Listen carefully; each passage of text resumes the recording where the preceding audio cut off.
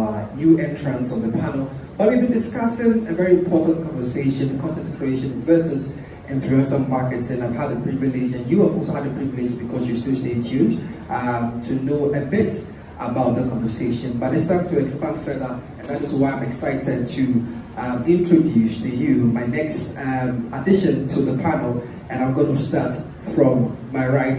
You've already met Eronini, but ladies and gentlemen, put your hands together for the beautiful beauty goddess.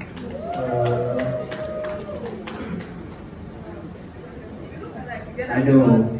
Wow, look at that. Beauty goddess. You are Nimiie, right? Nimiie. Nimiie. I said, please forgive me. Right? But beauty goddess, put your hands together for beauty goddess. Alright. Apologies for that error. And Nimiie, right? Yeah. Alright. Beauty. Let me start from you because I owe you a big apology. Right? We've been talking about influencer marketing and content creation. Become to break out on Instagram. So there was a boom when TikTok came out. It's really.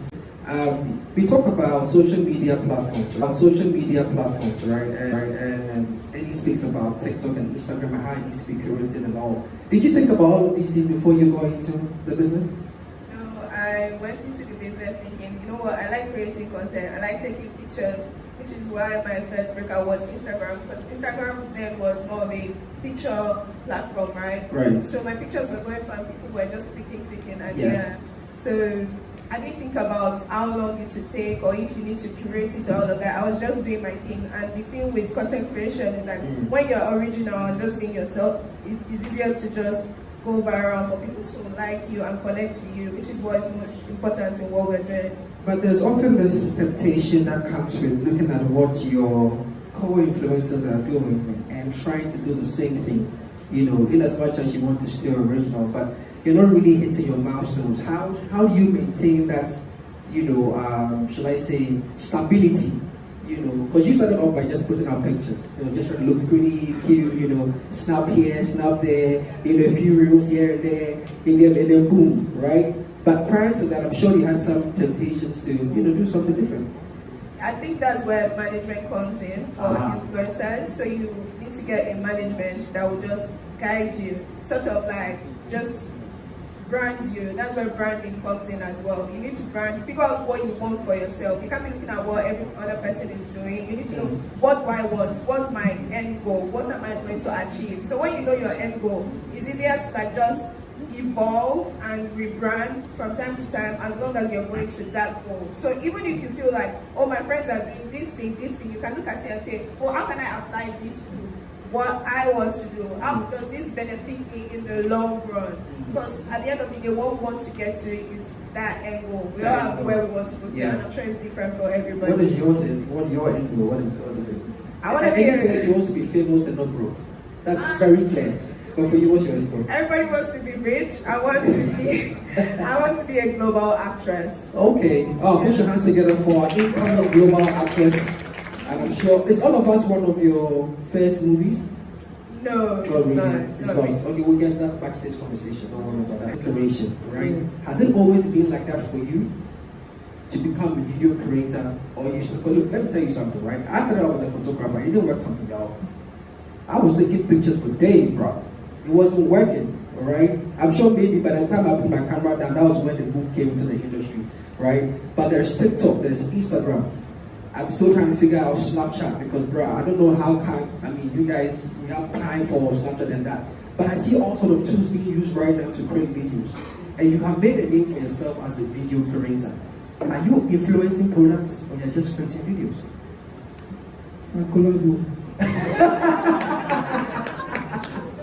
That's a good one. That's a good one. I actually said, I was actually producing before. I actually said eventually to video creating. So it wasn't going well for me. So I just went to it wasn't going well for you too. Yeah. But it was giving me some small revenue, but it wasn't going well. I had to shift. So it was just creating videos normally on my phone. Then when TikTok came, I said, I want to, since you can reach like a larger number of audience on this particular platform, let me show my creativity on this platform. And And TikTok just did it for you. Beauty, is that the same thing for you? What's your favorite social media platform? Because you have members on TikTok, you have members on Instagram, I bet you have members on Snapchat. I've not seen your Snap, is it Snap Score they call it? Snap Score? Yeah, I've not seen that yet, but I've checked out your TikTok and your Instagram and most of that, that's a lot of money. I don't really know if I have a favorite app, but I think I prefer TikTok because you just Why get to TikTok? do your thing on TikTok without stressing. But Instagram is like that app. Hold on for a second. Let me ask Eronini, why is Instagram the holy grail of social media platforms? I mean, people think Instagram is like the prestigious social media app. Like you need to have numbers there. Like when you go for meetings and you are being asked, what are your social media platforms? They don't even look at Twitter. They don't even mind Twitter. They do a lot of work on Twitter. They don't even look at Twitter. What's your Instagram? That's why people are buying bots. Am I lying? Hello? I hope I'm not talking to an empty. This is going to be a very interactive conversation. I'm going to come to you guys very soon. How many of you are on Instagram? How many of you go to Instagram first before you take your Bible in the morning? Oh, you are. You see? Really? You see? Have you seen? They answered before in the question landed. What's up with Instagram and the algorithm and why do people want to be there? Okay, so first of Even all, though TikTok is around. let me talk about, you said something or X as you guys now call it. Yeah. Has become a very toxic space. Like you see when a young person wants to try and do something, either create content that others haven't done, rather than support the Twitter community or the X community will try and like drag you down. They are bitter with their words and it's just like a nasty place to be in. Now for Instagram, I see Instagram as your CV. When a brand wants to really work with you, they come to your Instagram, it's like, oh, this is Instagram is where you want to show like your gang, you want to show them that me and Sabi, that kind of thing. So Right. yeah, that's why Instagram is important. Instagram is your CV. As a creative, when I got into photography, one website I knew very well was Behance. You put your stuff on Behance, and that is how you get people to see your work, right? But I am very interested in the Instagram being your CV, because some of us, we just go there, we just post anything there at all, right? Talk to us about the importance of branding on a platform like Instagram and the intentionality behind the content you put out there. First off, I would like to say, like Eni said, branding is very important. But when you are starting out, realistically, I didn't know about branding. I was just being myself. And as a creator, you learn how to marry being yourself and how to brand yourself. I think you need to, as a creator, I always say this, you need to perceive yourself as a brand. So when you say, I want to work with Meta, I want to work with X, I want to work with Mark, you also need to understand you want these brands to work with you. Are you bankable? And I always ask myself that. I say, when brands come to your page, do you look like their material? If you want to be a global superstar, you need to look like a global superstar. To some extent, branding is basically your positioning. It's how you let these brands perceive you. So if I say I'm going to be myself, I'm very funny on Instagram, but I'm not going to be the joke. I'm funny, but I'm not going to be the joke. Wow. So I think branding generally plays with marrying who you are and marrying where you want to be. I think it's a mixture of both of them. You have to say, and I always say this, when I started out, I used to accept every campaign. But, the more, when you just know what you want for yourself, you're just like, I can't take everything now. Our parents would say that time, some business is bad business. You don't take everything. So when you begin to perceive yourself as a brand, as, oh, I have my policies, when you begin to see yourself like that, I think you just realize that, oh, maybe I deserve more, maybe I should brand myself like this. I could be myself, but I don't have to be the worst version of myself now. It's Instagram. So I think that's how we... What would you say is a thin line between being yourself and trying to be someone you are not, just so that you can catch the attention of the brand? So I'm going to be honest. I think self-discovery is a process. So I don't think anything is black and white, right? I'm not going to say, oh, this is the line. But I do think you always know. You always know when you've stopped being yourself, when your content feels different, when you began to change into what you are not. You always know. And I always tell creators, when the content no longer feels good to you, when it feels like you're doing it for maybe validation, for virality, too much, and it's taking, what makes your content is you. It's never for me, that is what I believe. It's never what you say, it's you. You are the secret ingredient. So when you no longer feels like you, then what are you creating for? You're no longer a creator. Wow. If I don't take my man will be preaching because he was going into a sermon right now. What should brands consider when they come to my Instagram or when they come to the rest of your colleagues' Instagrams?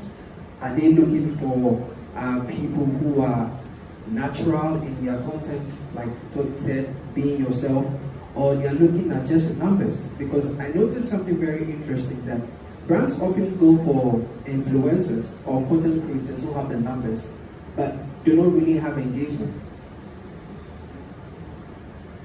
Maybe that's in Ghana. I don't know. Am I lying? There are some people. No, there are some people that you go on their pages. They have maybe 200,000 followers, right?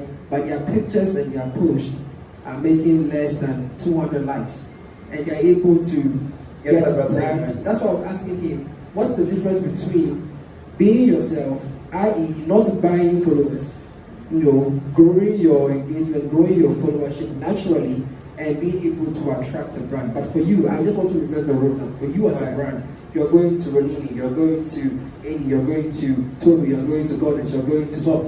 What are you going to be looking for?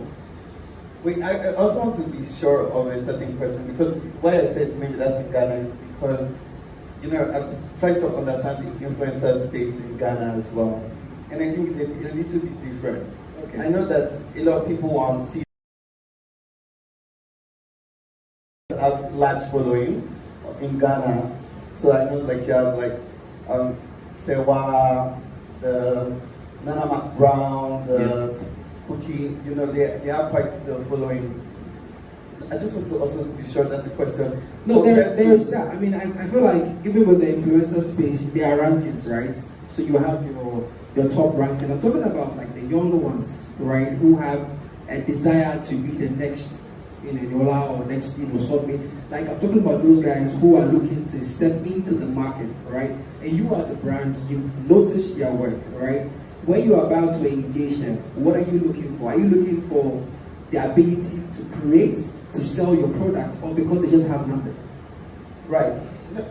Again, I'll just ask you another question before I answer. No, because I'm also trying to crack it, because you were saying at the beginning that when, and again we said it's interactive, so people can also share what they think, that when people may have large following and they may not have engagement, but brands still, advertisers keep put their adverts there, but and that's because I think it boils down to what we said, that there's a difference between virality and there's a difference between being an influential person and an influencer.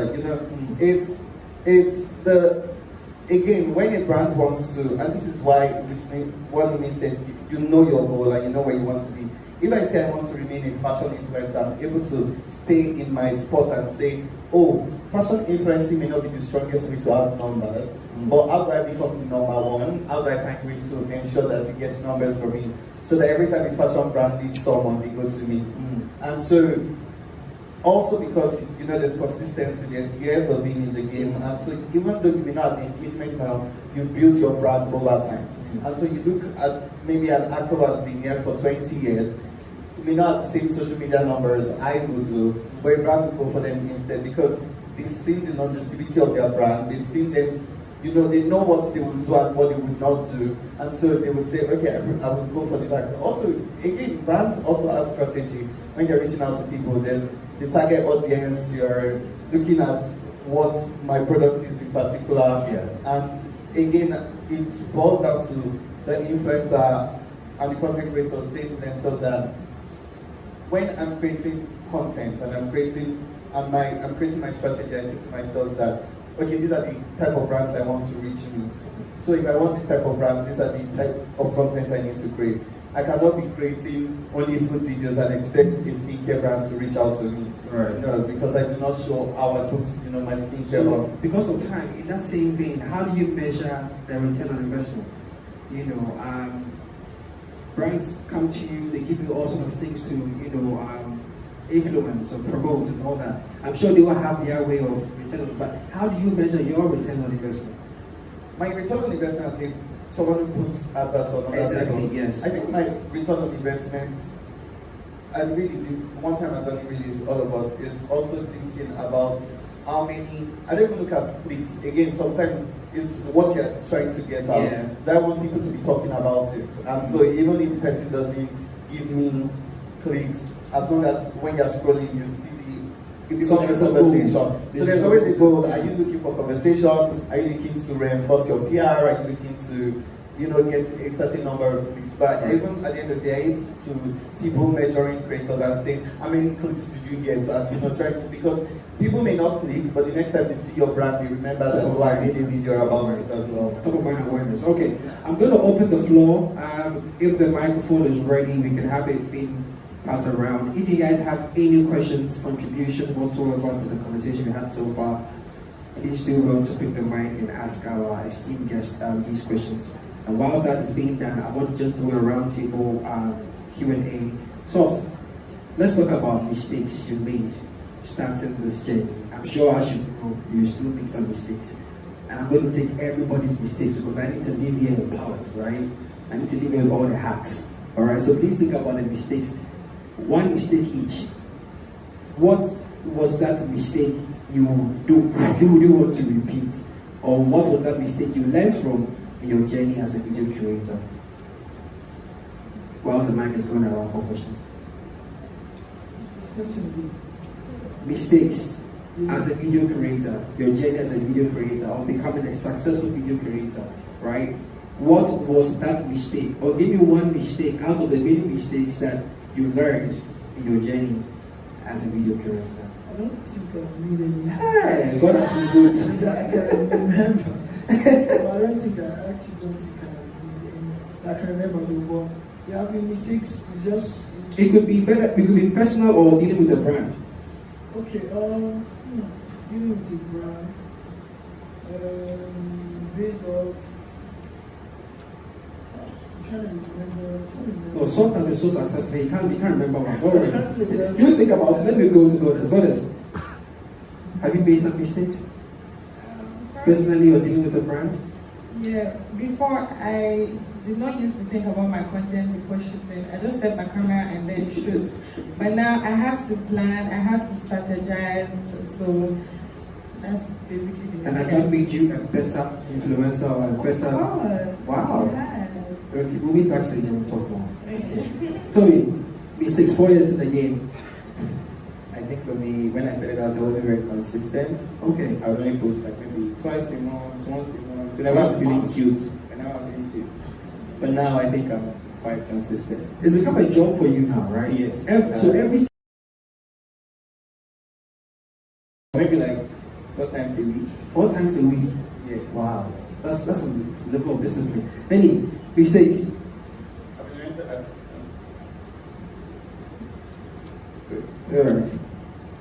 Okay, I would say, okay, let's go to no, I thought I can't think of one in the moment, and I don't want to waste time. Mistakes. You don't have any mistakes whatsoever dealing with the brand. You will remember? Okay, Nimiie. Thank you. Do you want Nimiie? Nimiie just did something very cute, and I owe her one. Her name is Nimiie.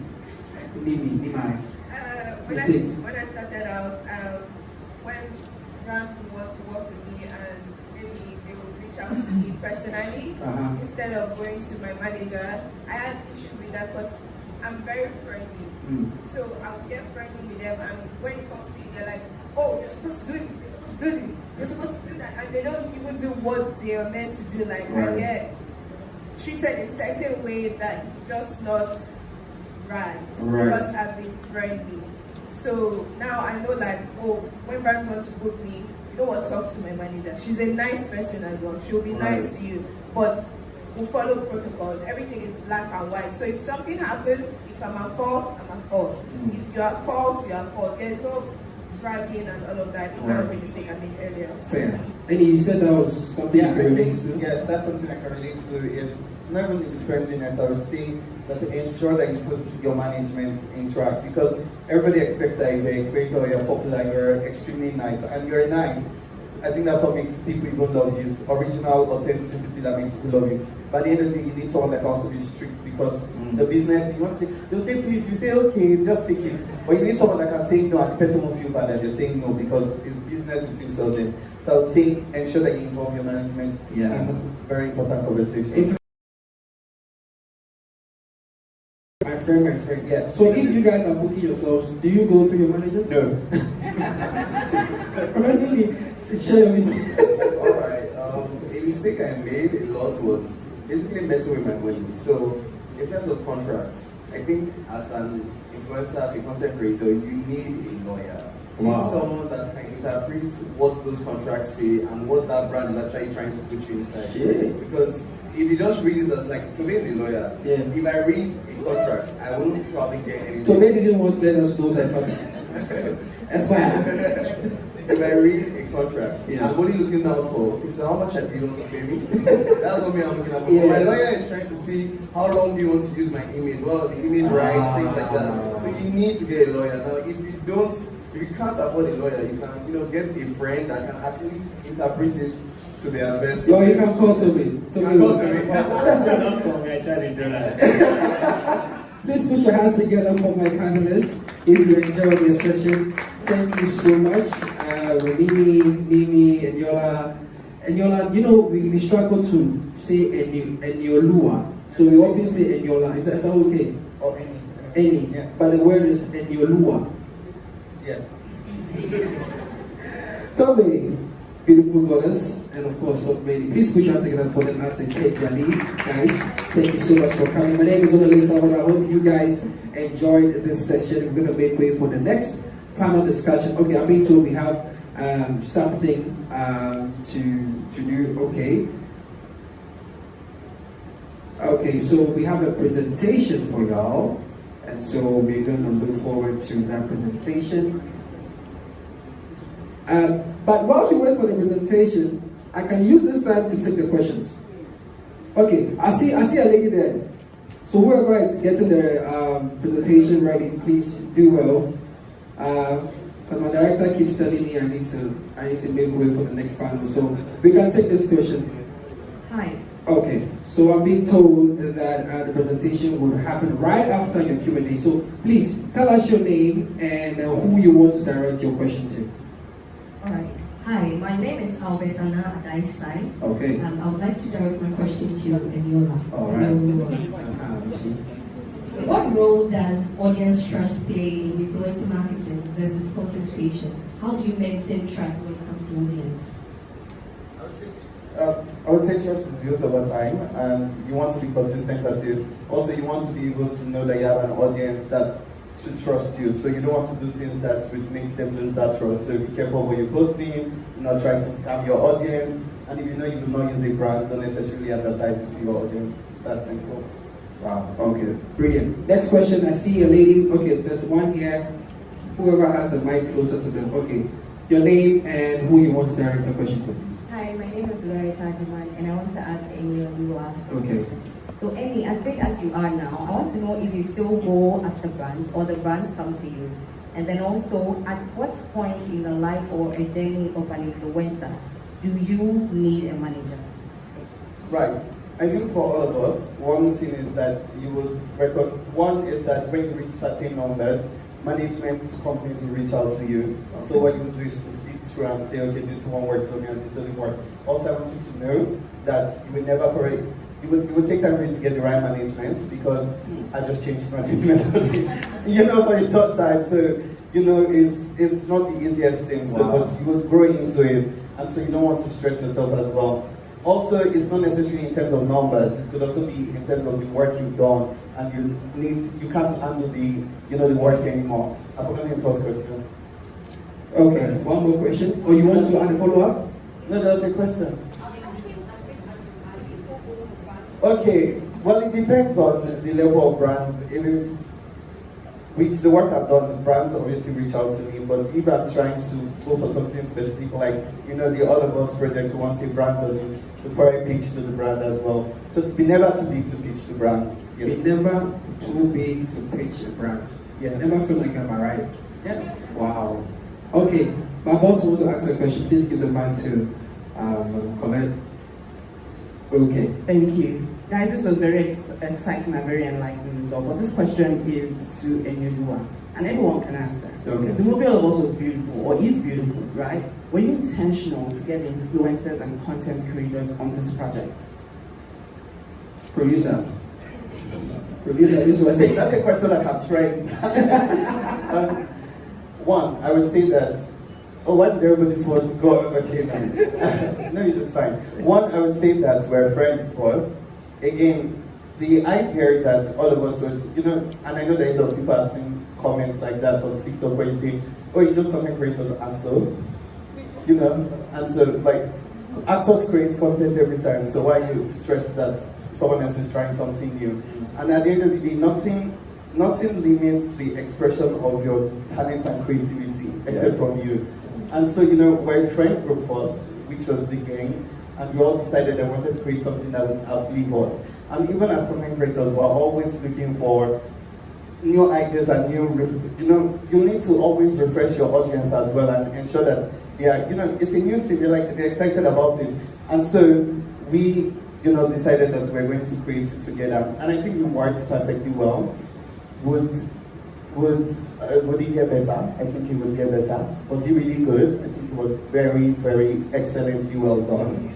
And if it wasn't good, the numbers would not be there. The numbers are showing. Okay, but you said you spoke to each other without your contracts and. Not with that contract, but obviously when you're reaching out to friends, it's colleague to colleague. I mean, at the end of the day, there'll be contracts that you speak with management for. And I also want to state something really clear. And commitment as well. There's this thing where, especially on TikTok, you find people say, oh, they just packed TikTokers there. I think it's very disrespectful to the work that people who create content on TikTok do. And because there's a particular level of content that they've created for quite a while. I understand that there's the commercialized content on TikTok, but there are people like Soft Beauty, Nimiie, Eronini Tobe Ugeh, who have created content for a long time and do excellent content. And so to restrict the work that you do to a platform, I find it very disrespectful, because I feel like when you put any of us CV against any other person who's in the entertainment space, I don't think they can stand. You didn't know you were pursuing your PhD? Exactly. And Alright, okay.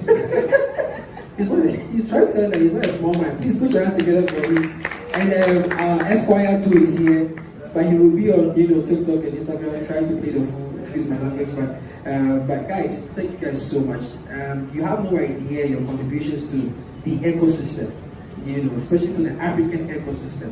What's the forecast for the creative ecosystem in the next few years? Over $200-something billion, and all of you are part of it, and that's why I'm very privileged and honored and humbled to be moderating this conversation with these legends. Please, once upon a time, put your hands together for them. And I have some products from here, and this is from